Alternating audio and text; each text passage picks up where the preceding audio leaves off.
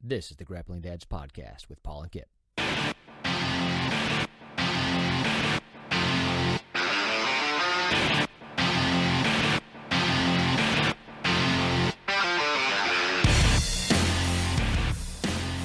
is the inaugural episode of the Grappling Dads Podcast with Paul and Kip. I'm Paul Perotti with my co-host Kip Dice. Say hi, Kip. Hey, everybody.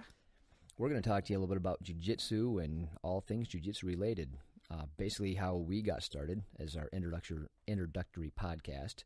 That was a good word there. Yeah, well, I'm gonna falter a bit here and there. It's my first time, but there might be some verbal tics that you guys may hear. We'll work on them. Little lip smacking. We'd edit them out, but we don't know how yet. It's really complicated. Yeah. Start a podcast. They said it'll be easy. They said. None of that's true. I'm pretty sure you said that. I did say that. I lied. But anyways. I didn't know what I was talking about. But anyways, here's a little, I'm just going to get into our stories and how we ended up here. Right. Yeah, basically, we started a podcast because we won't shut up about jiu-jitsu. As a matter of fact, today at work, I was talking to somebody when my buddy came up and said, he's talking about jiu-jitsu, isn't he? I get that a lot. Yes, I am. So we figured we'd find our audience by podcasting instead. Yes, bring them in. Exactly. So today we're going to give you our backstory, how we got into it, and why we're doing it, and where we're going to go from here. So, Kip, how'd you get into jiu-jitsu? let me mumble that. Well, yeah, that was great. He mumbles. Get used to it. I'm inarticulate and I mumble. I'll get better, I promise. No promises. No, we won't. But, my story's going to be much quicker and not as entertaining as Paul's, but I'll do my best. I've been doing it a lot longer. And my story's a lot sadder than Kip's. Yes, his story starts earlier than mine, too. So basically, I got into jiu-jitsu because of my daughters. I'll get into that a little bit later, but that's the main reason. And growing up, I was in sports. And I always excelled at them. I was on travel teams and played in different states and all that junk. And, so everywhere I walked onto, I was always a decent player. I could play basketball. I played tennis. Tennis, that's right. Oh, wow. Tennis. Look out for me. I would have played tennis, but I wasn't good enough. What were you good enough for? Well, I couldn't run, throw, catch, dribble, shoot, anything that had to do with a ball. Couldn't play with balls, Skip. So you're right on the border of being good at sports. Can't use any of the equipment, but right. I could be really good at this. But, so I did a little boxing when I got out of high school. It's more like the backyard type stuff where it's just punch each other till someone just stops. You had your own fight club back in the day. Yeah, not really. I just punch people. Was it a gym or did you just want boxing gloves? Like, come at me, bro. That's how it started. God. It was definitely a come at me bro situation. And then it turned in, I went to a gym when I was in Chicago with I had no one around me for a long time. And then so you did actually learn boxing technique. Yes, I did. Let's just swing until somebody falls down. Yes. After the backyard, I did find a gym. Oh, good. And it was a smaller gym. And it was a lot of fun until it got too aggressive. Like everybody was trying to knock my head off. And I can see why. I would knock my own head off, but I can't really reach right. It's not enough velocity. I'm great at everything. Hey, everybody, I'm the best at this. I'm gonna knock his face off. Watch this. Yeah, it's gonna be great. So, but I did pretty well at boxing. I had quick hands and I could hold my own. I could never really knock people twice my size out or anything like that. But I was decent at what I did until I met this one guy and headgear on and everything, and he just kept trying to kill me, and it hurt. I didn't like it anymore. No, getting hit in the face will do that. I don't mind getting hit in the face, just not all the time. It was like once or twice, not so bad. Repeatedly all day, nah. Yeah, and that's what they call sparring. Oh yeah, sparring is practice, right? It's practice. You're We're talking supposed about to get practice, better, right? Yeah, it's not an actual fight when you're sparring. Well, supposedly. Well, yeah, it depends on who you're sparring.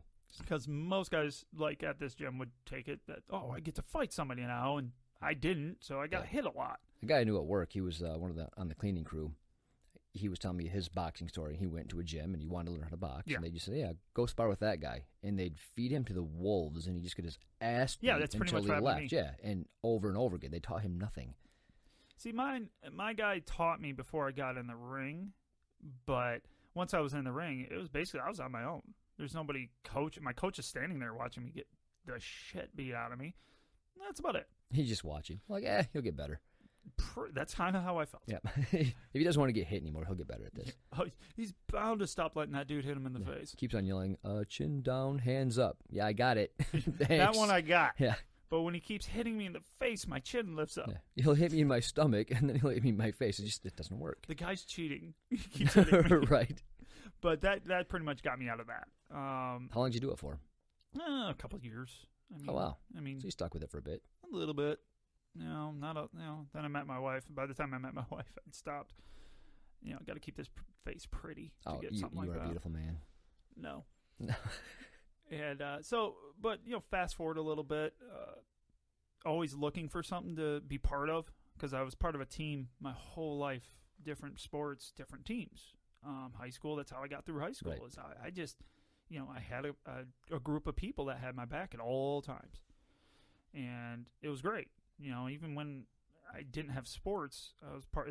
The stoners liked me, and the little Asian gangsters liked me, and those were the crews that were around me at the time. And they were nice people for me, because no one ever touched me because of them. Well, that must have been nice. That is not my experience. That's why I brought it up. Yeah, thanks, Skip. People like me. No, they don't. But, so I never really went through any bullying or anything. Those groups got me through school, because I'm a skinny guy. I'm bigger now than I've ever been. And that's not saying a whole lot, because I'm not very big. Right. But you had the team to back you up. Yeah, I always had a team to back Right. me up. So I had that confidence already built in. So I didn't need to be tough. So fast forward to about a little over a year ago, and my daughter's babysitter at the time had her son and her daughter doing jiu-jitsu at a gym just south of town here. And my daughters were watching, because I didn't get out of work until 5:30, and so the class had already started.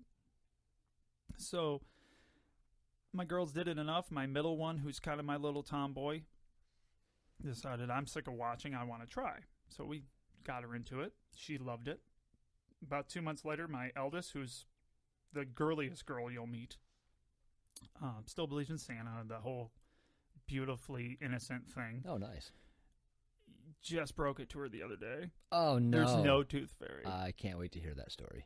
I forgot to give her money for 3 nights. So I was like, you want to know what? This boat She didn't ask. You're like, well, it's time. No, God. Not on purpose. I can't wait for that. Yeah, don't. It's really awkward. Next time they're being really naughty. Oh, by the way, no Santa, no Tooth Fairy, no Easter Bunny. No. No, you got to space them out. No. Oh, yeah, I guess every time they're naughty. Yeah. Just you're take naughty. one. There's another one gone. No, I want to drop all those truth bombs one time. Their heads explode. But anyway. Probably not going to do that. Yes, you will. But, yeah, that's how I got introduced to it. I've always watched UFCs, loved it. I was a big Mike Tyson fan for boxing, so I always loved combat Tyson sports. was my hero back in the day. He was until the whole beautifully jail thing. aggressive. The rape thing threw it off. No, he's like, I can't get behind him anymore. No, but it was still impressive. But, man, the way he hit people. Unreal. Oh, man. Unreal. He mastered an uppercut with a follow-up elbow that no one ever caught. He elbowed people? Yeah, if you ever look back at some of his fights, his big uppercut, that was one of his big, flashy ways to knock people out. A lot of times he followed through with an elbow. I didn't know that. Yeah. I need to watch some slow-mo replays. Watch some slow-mo. It's kind of cool. It's like, oh, there it is. It's such a glancing blow, but an elbow hurts. So, but yeah, so I was into combat sports. So I was kind of, knew the terminology a little bit. And there's a guy named Brian there that is one of the students there. And he just kept bugging me every week. When you going to start? Your girls do it. When you going to start? And I just said, no, I'm good. Because uncomfortable. I'm like, I don't like touching people in general, let alone in pajamas. Oh, yeah. Jiu-jitsu's definitely the sport for you then, Kip. I Oh, don't like yeah. touching people. Yeah, let's roll around on the ground with them all. Fantastic. Good plan. I'm glad you did it, to be fair, but... I'm not the brightest. Well, hey, it all worked out in the But end. I'm glad I did, too. And then once the owner of the gym, Chad, started going, with his stupid smile that he has, like, I'm so confident you're going to try this, I'm smiling at you. He just bought Chiggy. Like, here you go. Put it on. It's like, oh, okay. I guess I'm doing this now. I can't say no now. Exactly. So I started up, and just fell in love, like, probably 3 classes in. Really?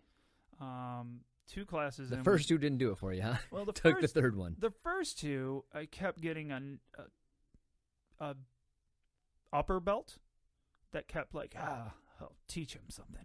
Yeah. And he was aggro. I'm gonna slam you and throw you around. So there's not a lot of technique, but a whole lot of beat Kip up. Yeah, the nice thing about the gym we go to is they put a stop to that real quick. So you just got the guy before he got kicked out of the gym. So he likes to keep an awesome atmosphere, and when it's not, a he complete squashes egoless. it, yeah. Like, you hear that in every jiu-jitsu gym is, there's no ego here. Every jiu-jitsu gym you walk into, guess what? There's a huge ego. If they have a bigger belt than you, upper belt, they're going to try to tear you apart a lot of times. Not every time. I just roll over in front of people. No, I'm not talking about our gym. I'm talking about the one, the aggros. Oh, I gotcha. The gyms that are more MMA style. Oh, for sure. You know what I mean? Yeah. So, but Chad has a great culture there, but I didn't get the culture until about the 3rd time I was there. Right. He wasn't there. We're good. So ever since then, my 3 daughters all want to do it. 2 of them are in it now. The 3rd one's 2 and likes to armbar me. It is fun to watch. It is fun to watch. It's hilarious because she goes, it's legit. It's awesome. So, but yeah, and then I got that sense of being part of something again, and that was really nice. And then I got to meet Paul. I wish I could say, I didn't, and I didn't really enjoy it, but I do. Paul's a great guy, and I have a lot of fun, hanging out and shooting the shit with him. And joking basically, me and beating me up. Yeah, that too. That's probably more That's fun. his favorite thing. But you're all fragile, and I don't want to break you. Yeah, when your nickname is Crippled. It's not Crippled. That's too long. It's Crips. Yeah, that's right. It's because everything's broken. You should see me suit up for class. I got a shoulder brace. I got 2 knee braces. I got an elbow brace. I tape up all my fingers. And when he says tape up his fingers, he gives himself back ligaments that he doesn't have anymore. It's true. Hey, it helps, as far as I know. I'm not going to not do it. Yeah, exactly. The last time I didn't do it, I sprained my finger.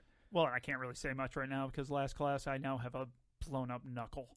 I don't even know where that happened. I took someone's back and choked them. I don't know. It probably happened when you flipped that quad last week and you're just realizing it. It wasn't a quad. It was an ATV, and I was doing donuts. Well, that shit happens. You need to expect that then, Kip. But I did jump into class 2 weeks later. You did. Not smart. Yeah, they told you not to. Well, everybody but me. I'm like, nah, come on. Oh, yeah, you'll be fine. My boy over there. No pain, no gain. And then he got mad when I didn't do the extra class. Yeah. Why would you not do the advanced class after you're just really crippled from getting an ATV landed on you? ATV? Yes. Can-Am? What is it called? It's called the Can-Am's type of the brand. Half a car. He had half a car land on his face. It was the roll bar. Yeah, and it hurt. I wonder how much those weigh. We should look that up. We should look that up. Not today. No.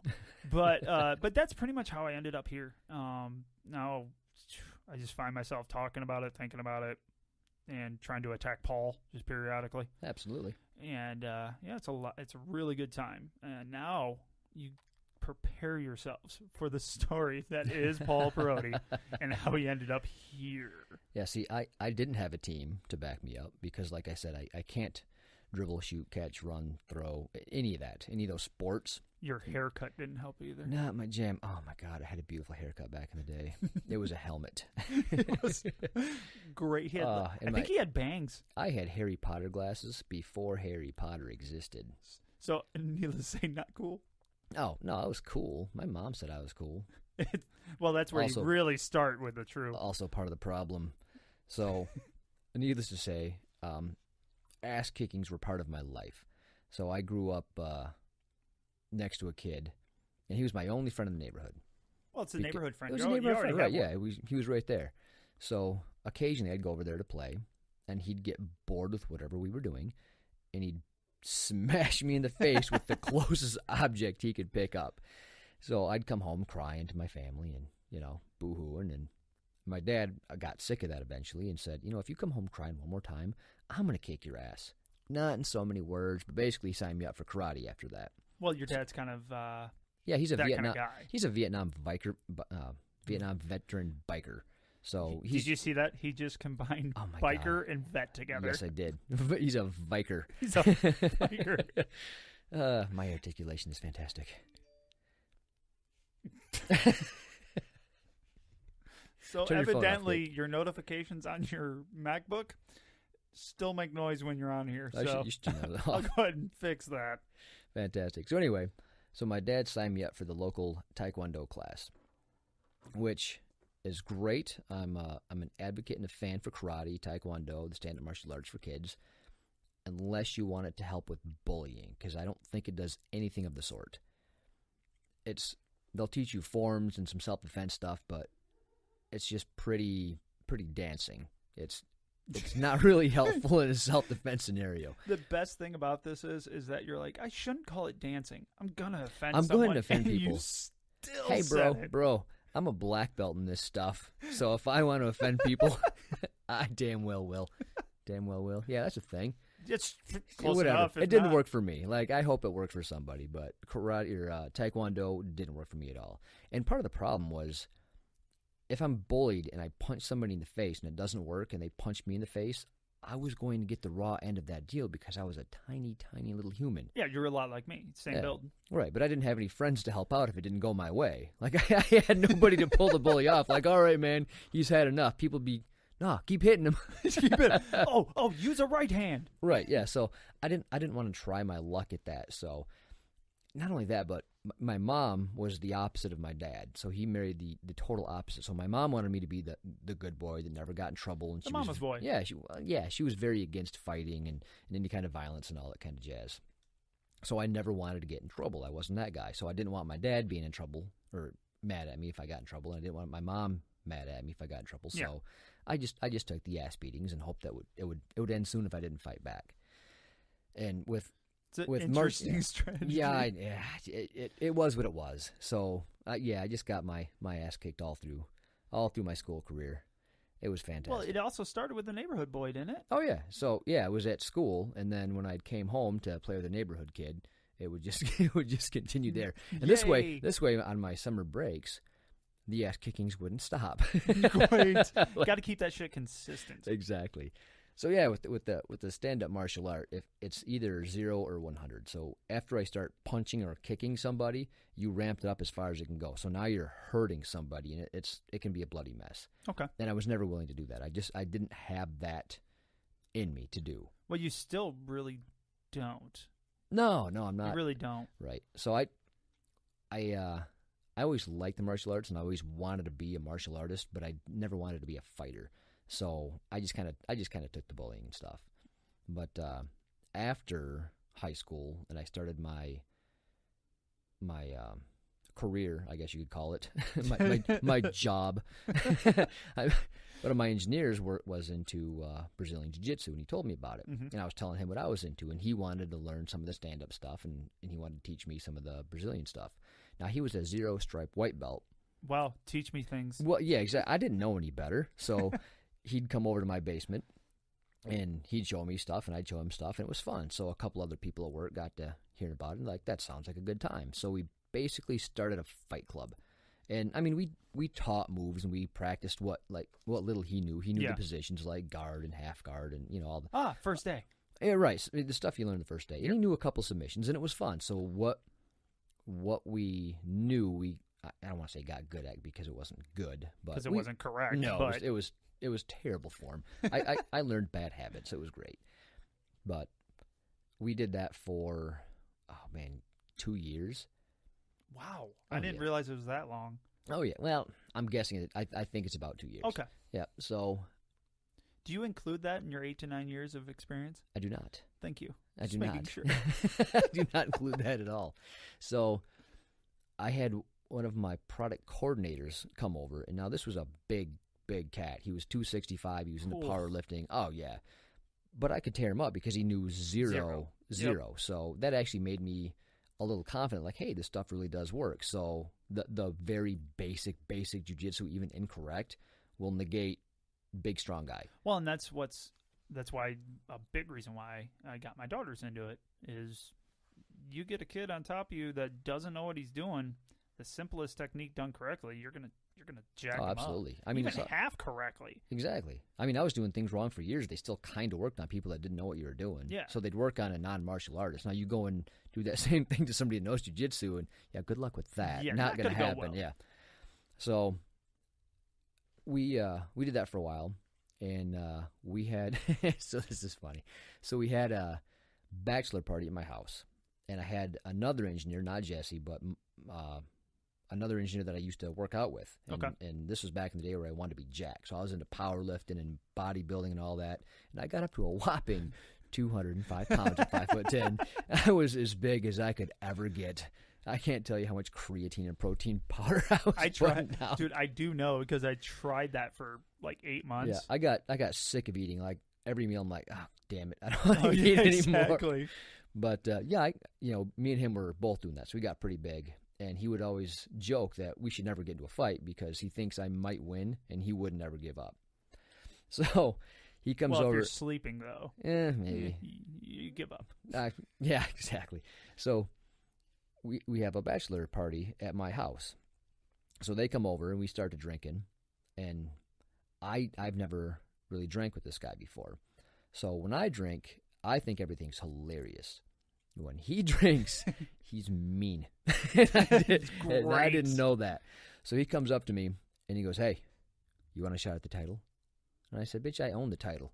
He goes, you want to fight or not? I'm like, let's go. So we went down to my basement, and we put those little bag gloves on, those little, 4-ounce MMA gloves. Oh, yeah. That hit the, there's zero padding. It's just so you don't bust your knuckles on the bag. Exactly. And he looks at me and goes, you ready? I'm like, yeah. So my hands are down by my side, and he takes a swing. I mean, he just put his hand on the carpet and swung all the way from there. And I'm watching it come, and I'm thinking, he's not going to hit me. I didn't try to block. I didn't move. I thought he was joking. I thought we were just going to play around and have some fun and do some light sparring, and it was going to be silly. This fucker hit me so hard. It spun me in a 360 and put me right on my ass. My nose was touching my cheek.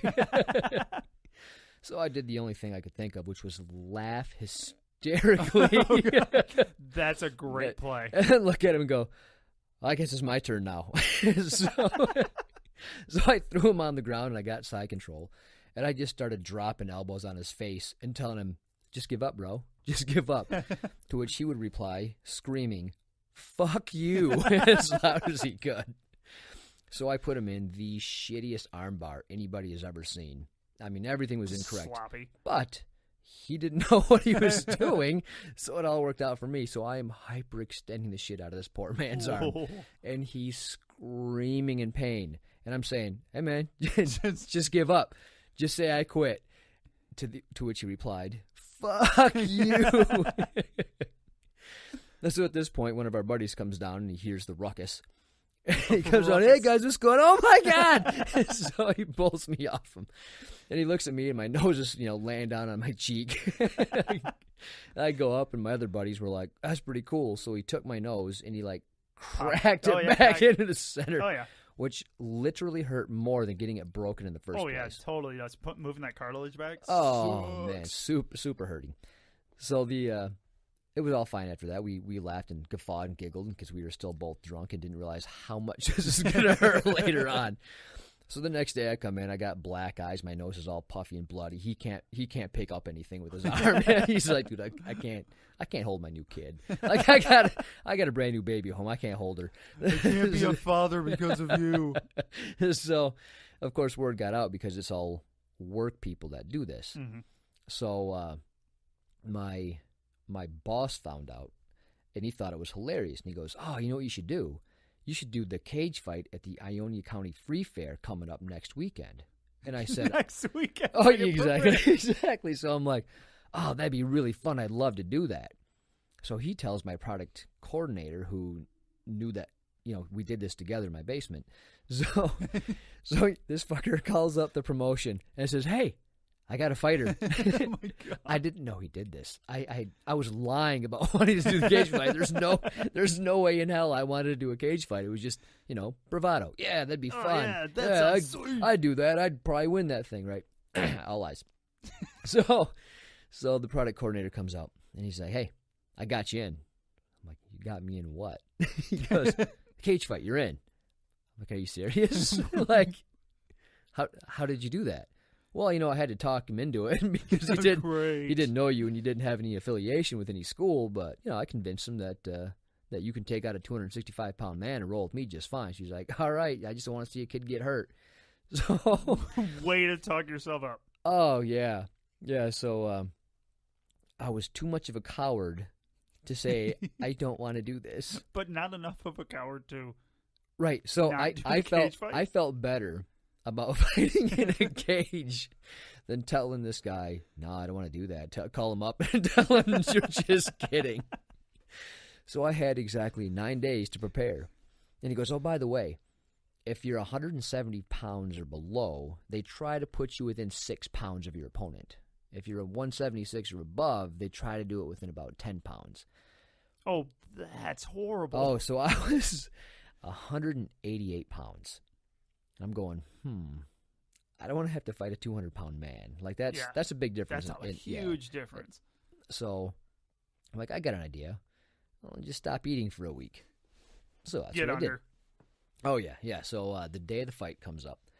And by the way, I was wrecked all week. I mean, the butterfly, it felt like I was on a roller coaster. You know that part where you just start going down the hill and your stomach goes up to your throat? Oh, yeah. Like every time I thought about that cage fight, that's the feeling I got. Perfect. Oh, it was great, which helped me lose some weight. All that stress. Shockingly you want to enough. lose weight? Just sign up for a cage fight. The stress will do it, especially if you've never done it before. Eat. Can't eat nothing. Perfect. So I got down to 178 on the day of the fight. Oh, way to go. So I had to work that morning, so I got up at 4 a.m., went to work, got to work at 5. I just did not eat or drink all day. I got in my car to go to the weigh-ins, because you weigh in a couple hours before the fight. So I get in my car, and I think it was July. Yeah. So I cranked the heat all the way up in a hot car with the windows up. So I got to the cage fight, or the weigh-ins, and I'm a 174.8. Like, I made it. So now I'm eating peanuts and drinking water to prepare for this fight. So I get in there, and they lock the door, and I give him a front kick, and I kick this guy as hard as I possibly could. And he made a noise like, I'm like, I won this thing. He made an incredibly awful groan, and he stepped back, and I put my foot down. And you know that feeling you get when you're sick and you can't even lift a spoon to feed yourself? Yep. That's what I felt like after the first kick I threw. Yep, that's all I had. So this guy looks at me, and now he's pissed because I kicked him in the stomach. So, he grabbed a hold of me. And typically I'm used to kind of having my way because I was into working out. I'm kind of strong, and the training partners I had, well, they didn't know anything. They didn't know how to fight, so I'm thinking I'm pretty tough. Well, I am. If you don't know what you're doing. I'm the best of the worst. Right, exactly. I am the best of the worst here. So he's kind of throwing me around the cage, and I'm trying not to fall down. And failure. So I fell, and he just falls on my chest. So he's in full mount and punching me in my face as hard as he can. Which was... It's really impressive looking, by the way. Oh, yeah, it's great. It's a great air quotes fight. So I got lucky because he was aiming for my head, and he broke his fist on my face. So now I have one less limb I have to worry about. Once again, your strategy is impressive. Oh, it was great. I let him tire himself out by punching me in the head until I flipped him over. Now, at this point, I still had zero energy. Nice. But at least I'm on top. So I stood up, And I did the most atrocious guard pass you will ever see. Yeah, it's not pretty. In any MMA fight. But it worked because he didn't know what he was doing. This was back in the glory days of nobody knew what they were doing yet. Like, hey, the Ultimate Fighter Season 1 just came out, or it was maybe Season 2 at the time. Yep. So everybody's like, I want to try this. And I got lucky. I got a guy that, he was actually really cool. David Pearson, 101st Airborne, just got back from Iraq. Oh, nice. Super nice guy. And he was, same thing, basement fighter. Figured you'd try it. He was a high school wrestler. I was into the karate thing. So we had about the same experience of 0. But, I mean, it was a good fight for what it was. For two amateurs just walking into a cage on peanuts and water. Yeah, it wasn't bad. I've seen worse fights. Oh, that's for sure. But yeah, I got on top of him, got into his, I got on side control. Mm-hmm. I kneed him in the kidneys as hard as I could.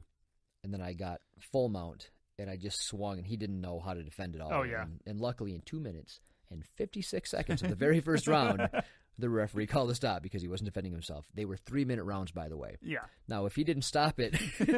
you would have had to do it again. I would have died. No, it was going to be death. Not trying anymore, just taking a nap in my corner. Yeah. It all worked out. Never doing that again. No? No, that is not my jam, Kip. I am not a cage fighter. Come on, Paulie. No, man. I can say it's a funny story now.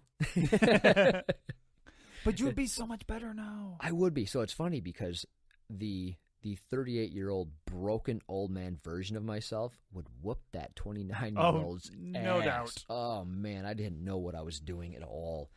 So after my cage fight, of course, that did wonders for my ego. because okay, now I realize it was ugly. But at the time, I realized I just want a cage fight. Oh, yeah, I'm a badass. So what I do is I go and I sign up at the local jiu-jitsu school. And you know what you do. You walk in there. And at the time, I was still in the powerlifting. And I was a black belt in karate. I thought I knew jiu-jitsu. I had won a cage fight. So I'm sizing these people up. Oh, yeah, so you walk in looking at belt color. Oh, yeah. I look at belt color. I'm looking at body type. I'm going, nobody can handle me here. Yeah. So they did. This class ends really great. With ease. It was funny because I picked the big guys with the pretty belts. And they demolished me. I mean, it was, I didn't know what was going on. I thought it was a fluke. I'm like, all right. So, okay, the big guys with the pretty belts, I kind of got it. I was still vastly disappointed that I couldn't just beat up everybody in the gym. I'm like, all right. I'll pick on the small guys with the pretty belts. Oh, they're just faster. Oh, my God. They beat me worse. It was legitimately a lot worse. Oh, yeah. Yeah, because... they have to be technical. Yeah, they made me think I was winning and then just tapped me out with, just over and over with stuff. I had no idea what was going on. So I kept on, then I picked on the big white belts.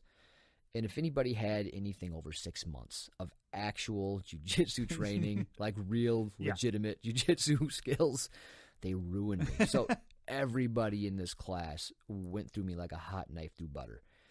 It was embarrassing. And the last person to roll with me was this young lady named Abby. And she was a tiny little thing, and she was a blue belt at the time. Mm-hmm. And I thought, well, at least it'll be an easy roll. I'm not a misogynist, but I just thought, man, at least they're not going to destroy me.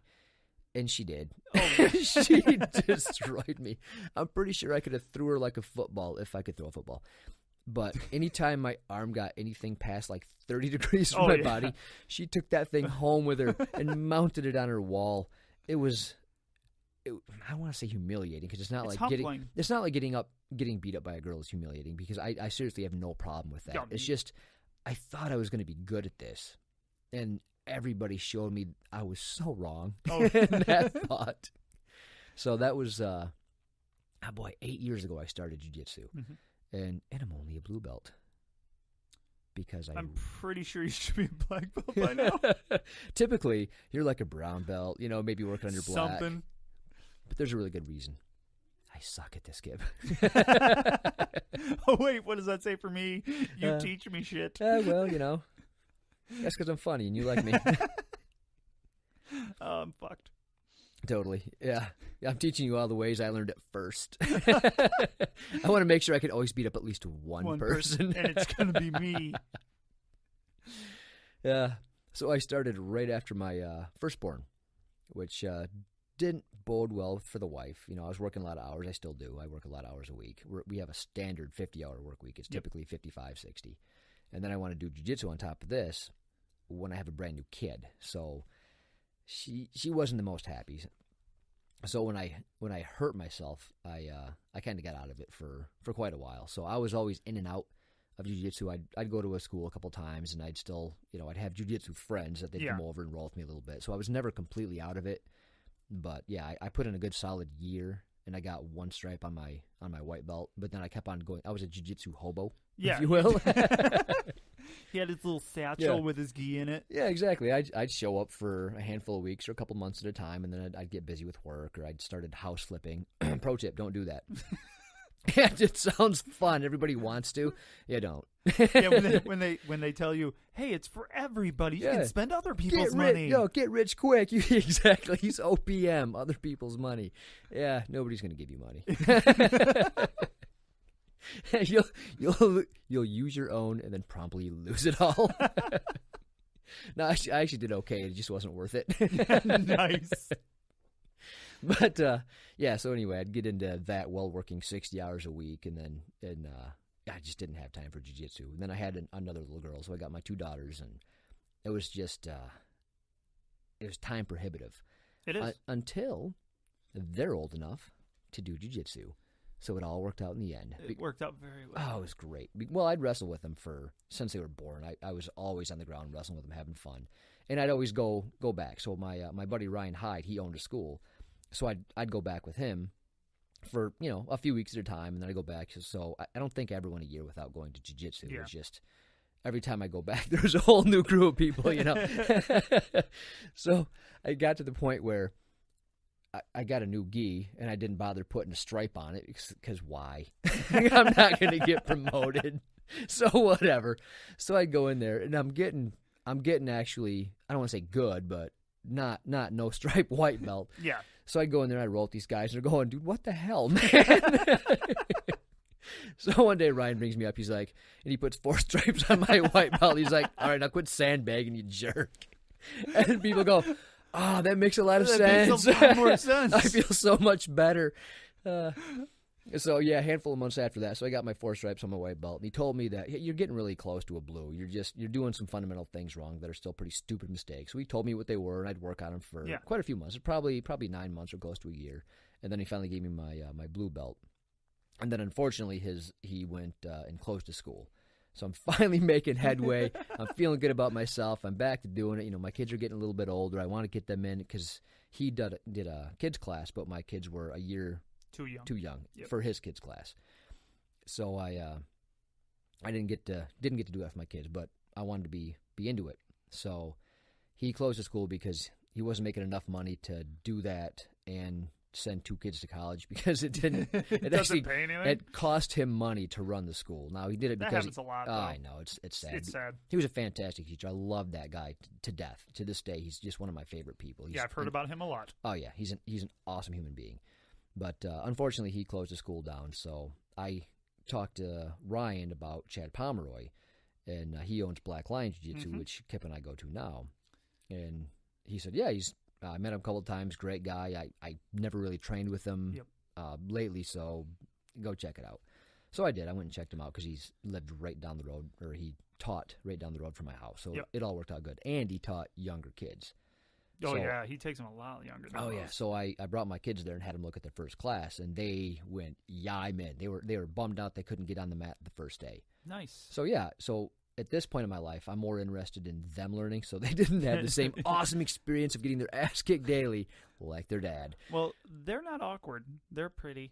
Yeah, they'll actually have fans. They already have a foot up on you. Yeah, they do. They're better than me in every way. They take after their mother. How I landed her, it's money. I just threw money at her until she fell in love. Because I'll tell you this much, it had to be something. Right. It had to be something. Yeah. Clearly, it's not my looks or my suave voice, as I sound like Kermit the Frog here, but with my lips smacking and my inarticulations. I don't mumble. I don't mumble at all. Ugh. But anyway, so at this point, I want my kids to not end up like me. I want them to be able to legitimately defend themselves without hurting other people. So, but with jiu-jitsu, you can just control the situation, and you can ramp it up as you need to, rather than I'm going to punch him in the face. Yeah, if the person decides they don't want to, right. It's going to be a fight. Yeah. Even though I'm in a bad position, then you can. Right. Yeah, you can ramp it up. You can hold them down and negotiate. Like, do you want me to go any farther? So anyway, I wanted that for my children. So I signed them up, and I just watched for months. And every time I went there, I'm going, oh God, I really want to do this again. I had no clue what the heck you were doing when you came. Really? Because I was already there. Yeah. With my kids. I hadn't started yet, but I saw this guy, 2 extremely large tattoos on his arm, and glasses, and a very simple haircut. Very nice haircut. Nicole, it's a wonderful haircut. My wife cuts my hair to Maka, bro. No, I'm not. Shit. I'm going to get my ass Yeah, kicked you're right. now. I can't wait till she listens to this. It's not going to end well for me. But I watched you, and you just sat there and cheered your daughters on. And I'm sitting there, I'm like, am I doing something wrong? Because I didn't know enough about it to do any cheering. Oh, you had no idea what they were doing. Yeah, like, I don't know what's going on. It's pretty sweet.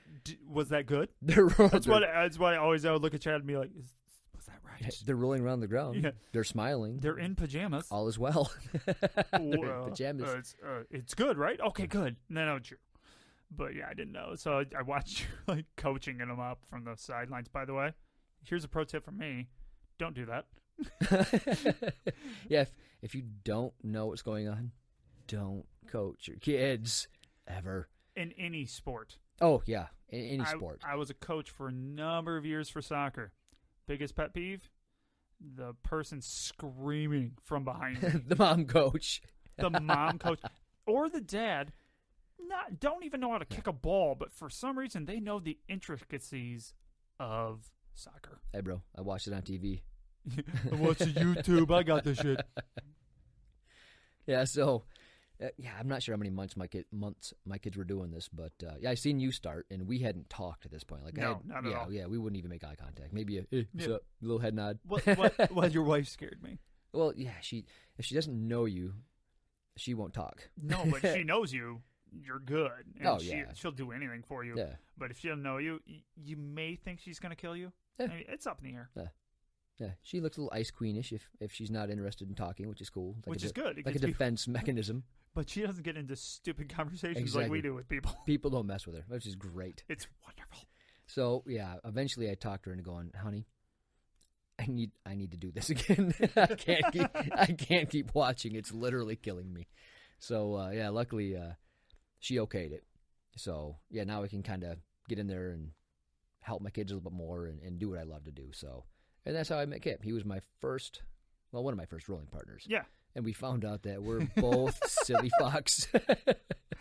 It wasn't even 5 seconds into, I think it was a drill. We were just being inappropriate as hell, going, oh, soulmates. I'm like, did we just become best friends? Yeah. The whole class looking at us like, what the hell is wrong with these guys? We're supposed to be trying to break someone's arm. You guys are giggling. Hey, this is serious. No, we're pajama wrestling people. You got your world. We have ours. Exactly.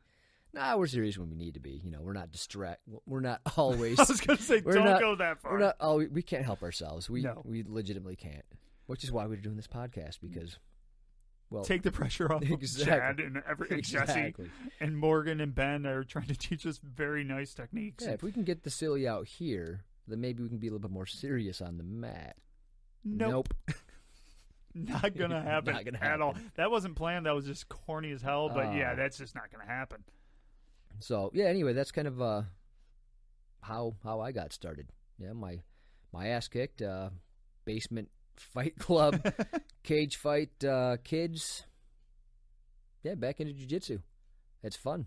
It is. So, yeah, that's kind of our backstories and how we got involved and why we love it. And so we want to do the podcast to talk about our journey. Right now I'm a 2-stripe blue belt. Typically on podcasts, they're black belts or at least purple belts. and I get it. They're more qualified to talk about jiu-jitsu. However, we thought maybe we could give you our journey to black belt, like what problems we're running into, what we're learning, what the people around you, how that affects how you're going to learn, and the speed of your learning. Good one. Really. Good yeah, one. that was Good really good. good. Way to follow through. might have lost the thought there. Yeah. No, my mouth didn't catch up with my brain on that one, or vice versa. My brain just stopped. It's just it's done.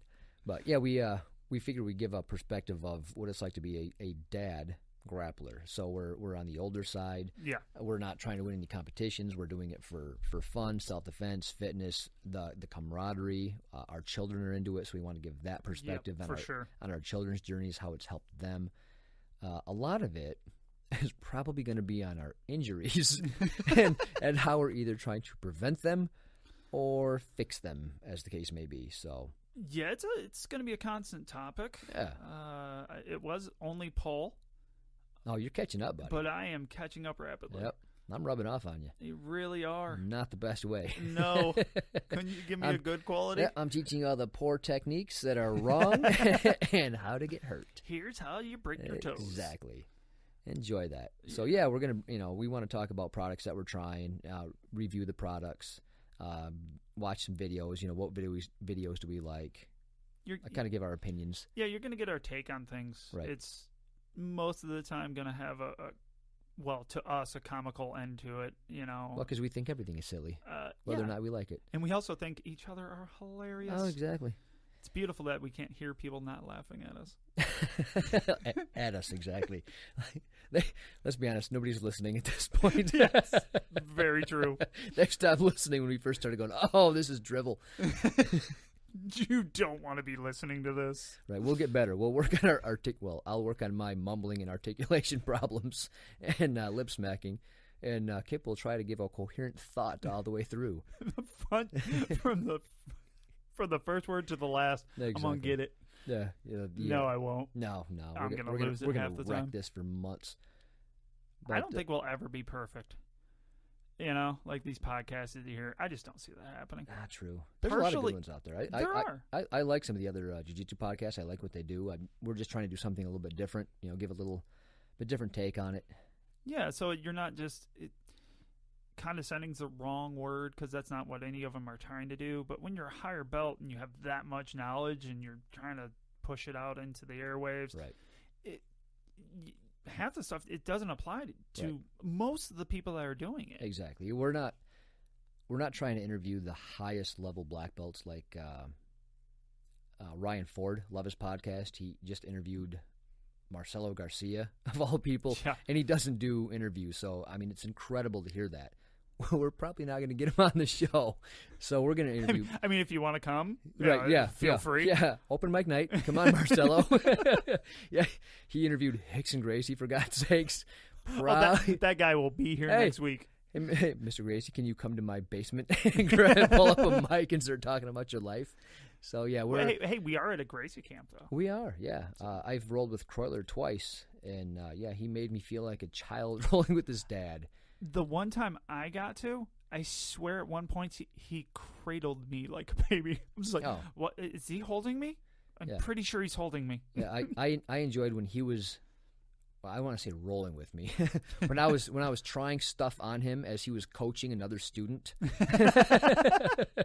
Like, I'm right here, bro. Like, can you at least act like I'm giving you a hard time? He's awesome. He's so much fun to roll with. He's such a big guy. And it's funny. Just so fluid and fast as hell. Yeah, my favorite thing was the first time I tried to grab his collar. He's like, all right, slap, bump, roll. I grabbed his collar and immediately got wrist locked. I screamed like a little girl. I didn't know what was going on. I've never had that happen before. Yeah, he was nice to me. That was when I first started. This is when I got to roll with him, and he was nice to me. Yeah, because I wasn't trying real hard. Oh, he was nice to me. I really nice. He didn't try to really tap me at all. He just kind of would get close to things and try to tell me that I was a moron. Wow, your base is up around your ears. Great job. Right. Hey, you know what you're doing wrong? Everything. Yeah, I'm fully aware. I started last week, bro. What do you expect? Exactly.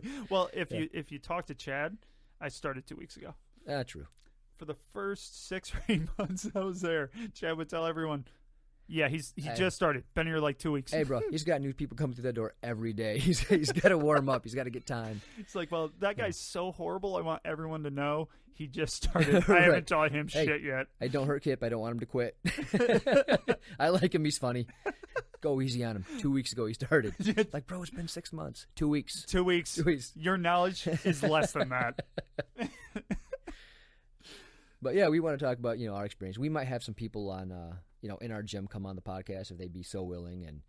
And actually, I want it to be kind of a community of like the 99% of people that train, like that aren't trying to win tournaments, that aren't, they're just doing it for exercise or doing it for self-defense or doing it with their children for something to do.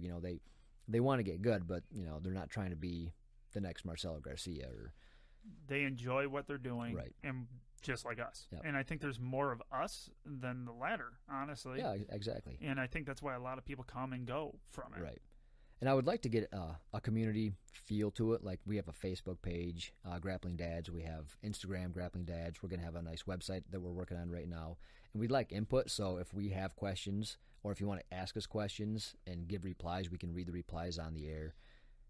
Oh, yeah, for sure. Yeah. And we're going to do things like, we're going to give you an opinion. We're going to give you what our solution would be to something. We're not just going to be like, hey, let me know what you think. Exactly. Yeah. We do want to know what you think. We do. Because we will probably defer to the Yes, best opinion. more than likely we'll take yours. That makes a lot more sense than what I was saying last week. Wow, mine was stupid.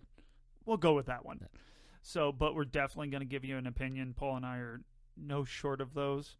Mostly incorrect. Hey, we're black belts on injuries, though. Dude, like I am nothing stellar else. at hurting myself. I can roll a vehicle on top of me. Yeah, absolutely. Try that. Yeah, Suck it. There's minimal things we won't try to fix ourselves. We're all about the rehab. Oh, yeah. And prehab for all the good it does. I stretch a lot.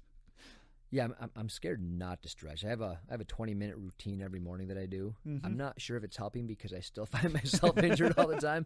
However, I think if I quit, it'd just be worse. So. Yeah, I just don't think you would bend the little that you do. Oh, man, I'm the most unbendy tin man. It's so much fun. You're just really good at defense, and if he wasn't, he would get tapped 18 times every roll because you can move his shoulder. Try doing a Kimura on the guy. You just think about it, and he's like, oh, I'm good. Yeah, you barely get into the position. My arm is already fully locked out. And my knees aren't any better. Hey, we're going to do this Imanari roll. Nope, I'm not. Nope. That sounds like a really good idea for someone else to do. I'll just watch. I'll go grab a drink. The best injury I've seen from Paul yet was when he was sitting. Oh, God. This is on the ground, doing nothing. And one of our great teammates, Terry, she walked towards him at a quick pace. And Paul hurt himself. Yeah. She didn't actually. She thought she hurt. She thought she hurt you. Yeah, but she was just walking towards me as I was trying to get back up, and my meniscus just flips upside down as it does occasionally. So I will scream because of the white hot pain until I can extend my leg and it pops back over, and then I have to limp for like 3 or 4 days after that, and it's something my knee does. It was so great. So she's like, "Oh my God, what'd I do?" I'm like, "Oh no, sweetie, it wasn't you. It's just my body." And I'm really helpful because I turned around from my role that I was in and was like, "He's fine. He's just Paul." Exactly. He's just Paul and crippled. Exactly. So. All right. So what do you think, Kip? It's been, I don't know how long it's been. We got almost an hour going. Yeah, we're good. We're good. Let's wrap this first one up, and next week we'll talk about maybe our kids a little bit more, or maybe injury prevention. Ooh, there's so many topics. So many topics. But by the way, we will jump outside of the gym. We're going to talk about other things that we deal with, that we grapple with. I know it sounds corny, it's in the name, but it's like our budgets and kids and wives and work and life in general. Yeah, and foods that help us out, different diets, things like that. So, hey, we can talk about your Hawaii trip eventually. You jerk. It was quite great. Yeah, I'm glad you left me for 10 days in Hawaii and sent all those wonderful pictures. I really enjoyed seeing those come in my feed every day. Oh, great! He's in paradise, and I'm with a bunch of smelly machines. This is awesome. Oh wow, he's at a mountaintop. Oh, that's great. Yeah. Oh, look at that beautiful sunset.